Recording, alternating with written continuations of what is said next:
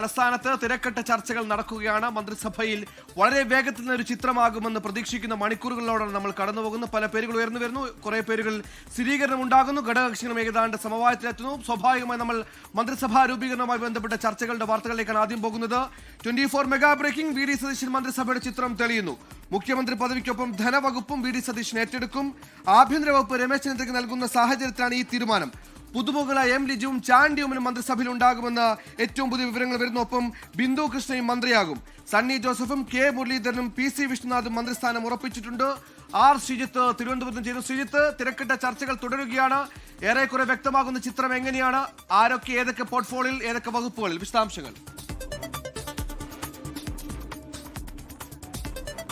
സുഹൈൽ, മന്ത്രിസഭാ രൂപീകരണ ചർച്ചകൾ അവസാന ഘട്ടത്തിലാണ്. ഇപ്പോൾ KPCC ഓഫീസിലാണ് നിർണായകമായ ചർച്ചകൾ നടക്കുന്നത്. നിയുക്ത മുഖ്യമന്ത്രി വി ഡി സതീശൻ, KPCC പ്രസിഡന്റ് സണ്ണി ജോസഫ്, AICCയുടെ കേരളത്തിന് ചുമതലയുള്ള ജനറൽ സെക്രട്ടറി ദീപാദാസ് മുൻഷി എന്നിവരാണ് ചർച്ചയുടെ ഭാഗമാകുന്നത്. UDFലെ സീറ്റ് ഉപതിന ചർച്ചകൾ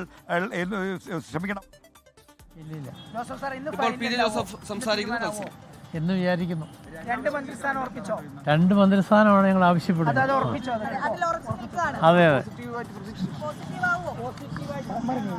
എന്ന് ഞങ്ങൾ പ്രതീക്ഷിക്കുന്നു.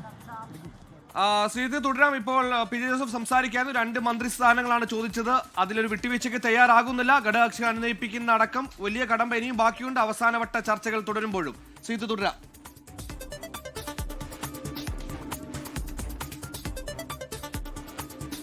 സുഹൈൽ, UDFലെ മന്ത്രിസ്ഥാനം വീതം വെപ്പുമായി ബന്ധപ്പെട്ട ചർച്ചകളിൽ ഇനി തീർപ്പാകാനുള്ളത് 2 കാര്യങ്ങളിലാണ്. ലീഗുമായുള്ള ചർച്ച പൂർത്തിയായി കഴിഞ്ഞു. ലീഗിന് 5 മന്ത്രിസ്ഥാനം ലഭിക്കും. ലീഗിൻ്റെ 5 മന്ത്രിമാരെയും ലീഗിൻ്റെ ഉന്നതാധികാര സമിതിയിൽ ധാരണയായിട്ടുണ്ട് എന്നാണ് മനസ്സിലാക്കുന്നത്.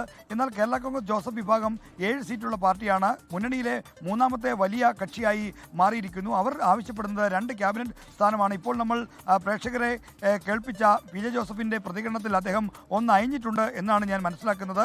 2 മന്ത്രിമാർ വേണമെന്ന് ആവശ്യപ്പെട്ടെങ്കിലും 1 മന്ത്രിസ്ഥാനവും മറ്റൊരു ക്യാബിനറ്റ് പദവി എന്ന നിലയിലേക്ക് ഡെപ്യൂട്ടി സ്പീക്കർ പദവിയിലേക്ക് അവരെ അനുനയിപ്പിക്കാൻ കഴിയുമെന്ന പ്രതീക്ഷയാണ് കോൺഗ്രസ് നേതൃത്വം മുന്നോട്ട് വെക്കുന്നത്. ബാക്കിയുള്ള കക്ഷികളിൽ തീർപ്പാകാനുള്ളത് മാണി സി കാപ്പൻ്റെയും അനൂപ് ജേക്കബിൻ്റെയും പാർട്ടികളുടെ കാര്യത്തിലാണ്. ഓരോ MLA മാർ വീതമുള്ള പാർട്ടിയാണ്. ഇവർക്ക് കോൺഗ്രസിൽ നിന്ന് 12 മുഖ്യമന്ത്രി അടക്കം 12 മന്ത്രിമാർ വരുന്നു. ലീഗിൽ നിന്ന് 5 മന്ത്രിമാർ വരുന്നു. കേരള കോൺഗ്രസ് ജോസഫിൽ നിന്നും അതോടൊപ്പം RSPയിൽ നിന്നും CMPയിൽ നിന്നും ഓരോ മന്ത്രിമാർ വീതം വരുമ്പോൾ പരമാവധി അംഗസംഖ്യയിലേക്ക് എത്തുകയാണ്. അതുകൊണ്ട് എല്ലാവർക്കും മന്ത്രിസ്ഥാനം നൽകാൻ കഴിയില്ല.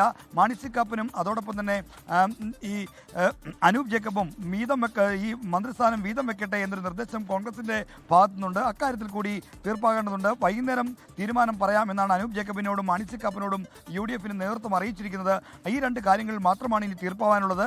കോൺഗ്രസിലേക്ക് വന്നാൽ കോൺഗ്രസിലെ മന്ത്രിമാരുടെ കാര്യത്തിൽ മൊത്തം 11 മന്ത്രിമാരാണ്. അതിൽ 8 പേരുടെ കാര്യത്തിൽ തീരുമാനമായിരിക്കുന്നു. രമേശ് ചെന്നിത്തല ആഭ്യന്തര വകുപ്പോട് കൂടി മന്ത്രിസഭയിലേക്ക് എത്തുമെന്ന് ഏതാണ്ട് ഉറപ്പായിട്ടുണ്ട്. കെ മുരളീധരൻ, KPCC അധ്യക്ഷൻ സണ്ണി ജോസഫ് എന്നിവർ മന്ത്രിസ്ഥാനത്ത് ഉറപ്പായിട്ടുണ്ടാകും. വർക്കിംഗ് പ്രസിഡന്റ് പി സി വിഷ്ണുനാഥും മന്ത്രിസ്ഥാനം ഉറപ്പിച്ചിട്ടുണ്ട്. എം ലിജു, ബിന്ദു കൃഷ്ണ, ചാണ്ടി ഉമ്മൻ എന്നിവർക്കും മന്ത്രിസ്ഥാനം ഉറപ്പാണ്. ബാക്കിയുള്ള 4 പേരെ കൂടിയാണ് ഇനി കണ്ടെത്തേണ്ടത്. അവരാരൊക്കെയാണ് എന്ന കാര്യത്തിലാണ് ഇപ്പോൾ ചർച്ചകൾ ഗൗരവമായി നടക്കുന്നത്. അതിൽ അൻവർ സാദത്തിൻ്റെയും ഒപ്പം തന്നെ ടി സിദ്ദിഖിൻ്റെയും പേരുണ്ട്. മറ്റ് നേതാക്കൾ M Vincent, T J Vinod തുടങ്ങിയവരുടെ പേരുകളുമൊക്കെ സജീവമായി പരിഗണിക്കുന്നു. അതിൽ തന്നെ അൻവർ സാദത്താണോ ടി സിദ്ദിഖാണോ ആര്യാടൻ ഷൗക്കത്താണോ വരുന്നത് എന്ന കാര്യത്തിലുള്ള തീരുമാനം വരേണ്ടിയിരിക്കുന്നു. അങ്ങനെ കോൺഗ്രസിൻ്റെ അവസാന 4 മന്ത്രിമാരുടെ കാര്യത്തിലാണ് ഇനി തീരുമാനമാകാനുള്ളത്. അതോടുകൂടി കഴിഞ്ഞാൽ ഇന്ന് രാത്രിയോടെ പട്ടിക, കോൺഗ്രസ് മന്ത്രിമാരുടെ പട്ടിക ഹൈക്കമാൻഡിന് കൈമാറും. നാളെ ഹൈക്കമാൻഡിന് അംഗീകരിച്ച പട്ടിക അടക്കമായിരിക്കും ഗവർണർക്ക് നൽകുക. നാളെ വൈകുന്നേരത്തിനകം ലോക് ഭവനിലേക്ക് മന്ത്രിമാരുടെയും വകുപ്പുകളും പേര് വിവരങ്ങളും കൈമാറേണ്ടതുണ്ട്. സത്യപ്രതിജ്ഞയ്ക്ക് ഓടിയായുള്ള പ്രധാനപ്പെട്ട നടപടിക്രമം അതാണ്. സുഹൈൽ,